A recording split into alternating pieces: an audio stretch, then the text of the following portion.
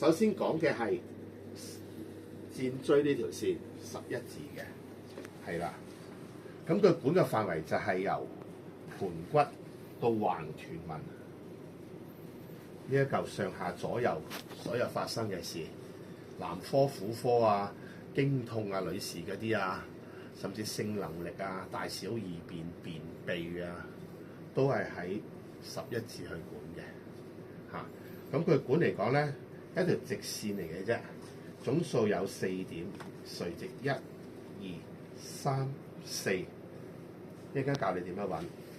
第一點嗱，記住大家中間嘅痛係側邊嘅痛揾中間啊嘛，所以第一點咧，通常就係要管到呢一度。女士嘅好多時係嗰啲子宮啦，子宮肌瘤啊嗰啲會有呢啲㗎，通常都有堵塞。男士嘅丹田啊嗰啲咯。而第二、第三點咧，主要管嘅係我哋嘅性能力啦、便秘啦、大小二便啦，就會咁樣嘅。而第四點呢度咧，我哋有少少突出嚟㗎，啱啱個蘋果肌位呢度，呢度咧而家我管出嚟嘅係主要係咩咧？叫椎間盤突出，有冇聽過？係啦，坐骨神經痛。原來咧西醫管嘅嘢照出嚟嘅嘢，所有嘢有咩刺啊，有成。如果身體有條刺，你喐唔到㗎。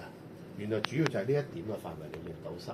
如果有坐骨神經痛，譬如做揸車嘅人咧，呢啲位好多時都出事啊，成日坐，鬆開佢解決好多嘢嘅，係啦。咁至於點樣揾第一點咧，我哋可以你小心啲，用子宮摸住條尾龍骨，輕輕摸落去，唔尷尬，盡啦。